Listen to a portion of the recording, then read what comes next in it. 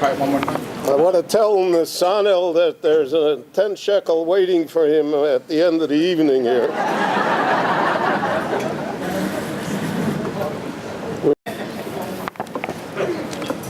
It's an emotional and very pleasant experience for me and for my wife to be here tonight.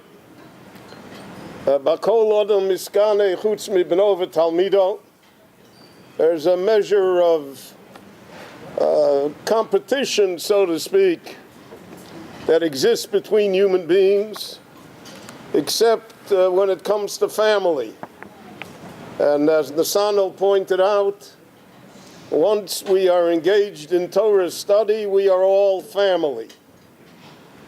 And therefore, Rabbi Epstein's accomplishments, those of his and Debbie and the entire family, really are those of not only his biological grandparents, but for all of his teachers and her teachers throughout the years.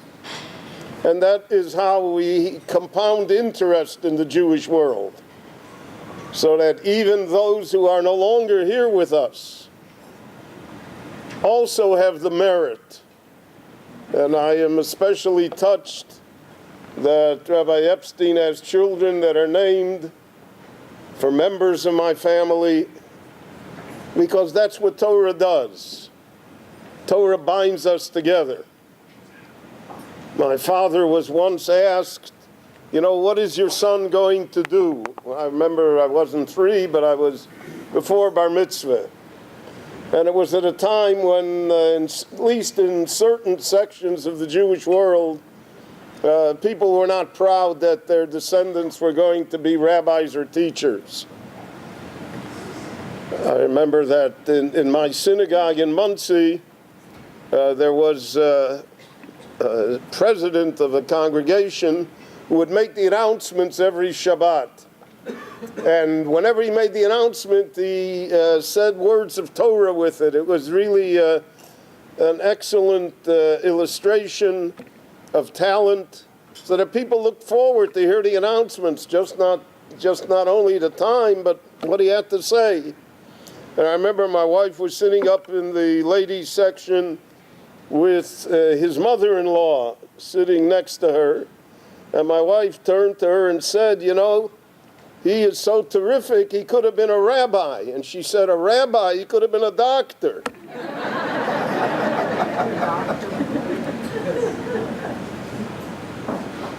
But we have lived to see that being a Torah scholar, my father used to say, that's our family business. People would say, what are you going to do with your son? My father would say, I'm going to put him into the family business. And they would say, Rabbi Wein, what's your family business? He said, our family business is Torah. And that's all of our family business. Everyone here, the Jewish people collectively. And we stood at Sinai and said, Na'aseh v'nishma. We said, that's our family business. Now, some people are in sales. Some people are in manufacturing. Some people are in finance. It's okay. Some people are in microphones. It's working now. But that's our family business. And this congregation is blessed in the fact that I've known the Rabbonim here for many, many decades.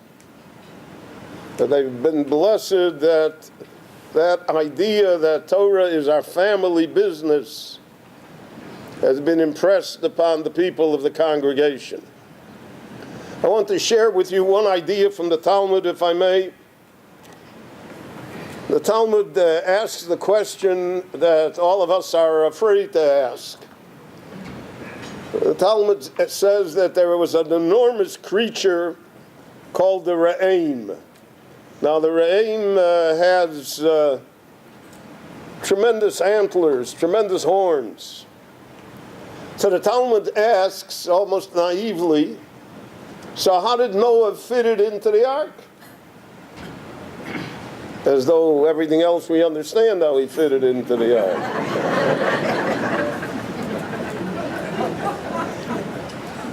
You know, before Pesach, little Yankel came home and he told his father, the Rebbe taught us today in the Talmud Torah the story about how the Jews left Egypt. He said, yes. So what did he tell you?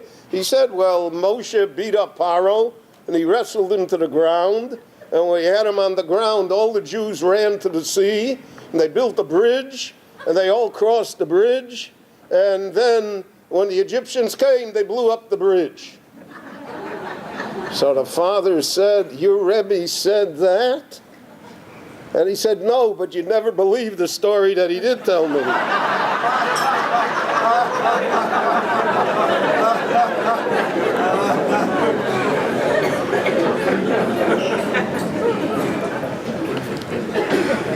So how did, but the Gemara asks, how did they get the rain into the ark? So the Talmud gives one answer. Gurios nichnasu lateva. When they were little pups, small, that's how they got in. And the Gemara rejects that because they would still be too large. So then the Gemara says, Rosho nichnas lateva. Only the head fit in. So the Gemara says, well, the head is the biggest part, that doesn't make sense. So then the Gemara says, Apam nichnas lateva. Only their nose got into the ark. The Gemara says, so then the ark wouldn't have been watertight. Obviously, that's not it. So then there's another opinion that they strapped it to the deck of the ship, tied it with ropes, and that's how it was saved. My Rebbe, Rav Kreisword, Zecher Tzadik Levrocha, interpreted that as a metaphor, certainly for our times. We have a teva, we have an ark. Sons of Israel is an ark. It's a place where Jews can be protected, where we can escape the flood that surrounds us, and the raging sea of assimilation and alienation of Jews who are anti-Jewish, of ignorance, of the emptiness of the Western world. And here there's an ark. And all those who are in the ark will survive the flood. So some of us come in as pups. We're born into the ark. We come to the synagogue when we're 2 and 3 years old. We go to day schools and yeshivot. We're raised. That's how we're saved in the ark. But there are Jews that don't have that privilege for various reasons. I would say most of the Jewish world. But Roshon, their head gets them into the ark. Rabbi Epstein and I were together in the center program in Or Sameach in Yerushalayim, and we dealt with Jewish young men, college graduates, many of them graduate school graduates, who somehow by themselves thought about themselves and came to study Torah in Jerusalem and came to be observant Jews, and they're all over the world, Rabbi Epstein's students. So their head got them into the ark. Intellectually they came to it.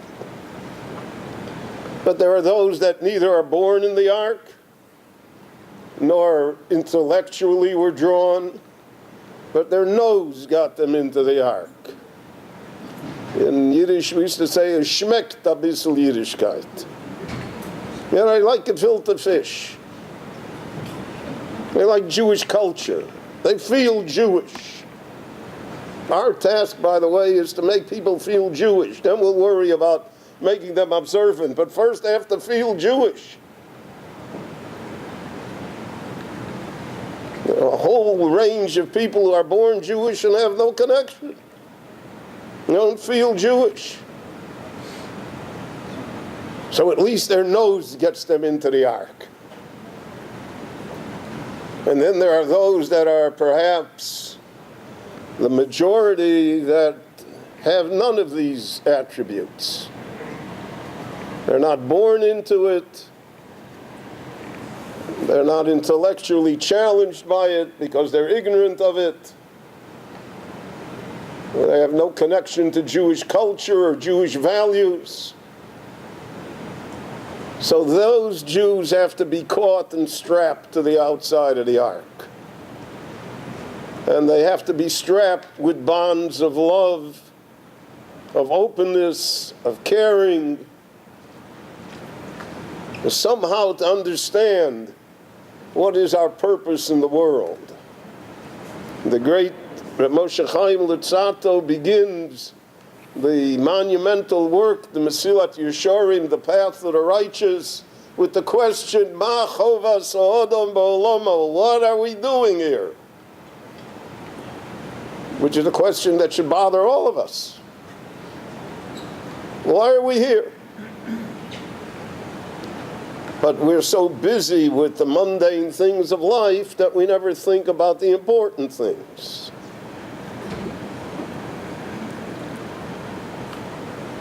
Your congregation is an ark. It's a teva. And it attracts many, many different types of people. Now, any rabbi will tell you that it's difficult to be a rabbi for the Jewish people. I always used to say in jest that the best of all worlds would be a rabbi with a non-Jewish congregation.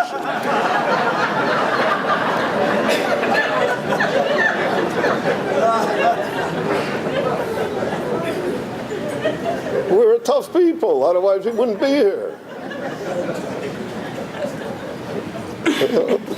Moshe, who was the first rabbi in the Jewish people said, who's Moshe? Why should we listen to him? But the task of the Rav and of the Rebbetzin is to make sure that the ship floats and that you can tie people to the outside of the ship and you can challenge people intellectually and you can raise the children that are born in the ark and that you can make people feel proud that they're Jewish and attached to the Jewish people. And I think out of all of the qualities of Rabbi and Rebbetzin Epstein, the quality that they have is that they are able to bring people into the ark, they're able to steer it correctly, they're able to avoid the tidal waves which always seem to threaten us, and that they really care about each and every person. Rabbi Epstein, when he first came to Cherry Hill, used to spend some time in the supermarket. Walked up and down the kosher aisle and met people. Anybody that's in the kosher aisle is fair game. I thought that was a great idea. I tried it in Jerusalem and they threw me out of the kosher aisle. But the originality, the ability to innovate, to try and improve, not to say that things are good enough. It's a strange thing that in the commercial world we're all aware that if the business doesn't grow, then the business declines. You don't have to have an MBA from Wharton to know that. But it's true in the Jewish world as well, and in the synagogue world as well. If we're not growing, and growing is not only numbers, though numbers have occurred here, it's not only the beautiful edifice that you have. I know for many, many years I even knew Camden yet. It's the fact that everybody here has grown spiritually. It's a different congregation, sons of Israel. Your rabbis have accomplished great things with your families. And that is the ultimate task of our family business, to grow it and to make it more productive and to be able to pass the family business on to future generations as well. May the Lord bless the congregation, the Rav and the Rebbitzin, Rabbi and Mrs. Rothman, everyone that's associated in this great arc, in this great idea of the preservation and enhancement of the Jewish people in Torah. And may we always hear good news one from another and be blessed. B'nechama Sion Avinyan Yerushalayim. Amen. Amen.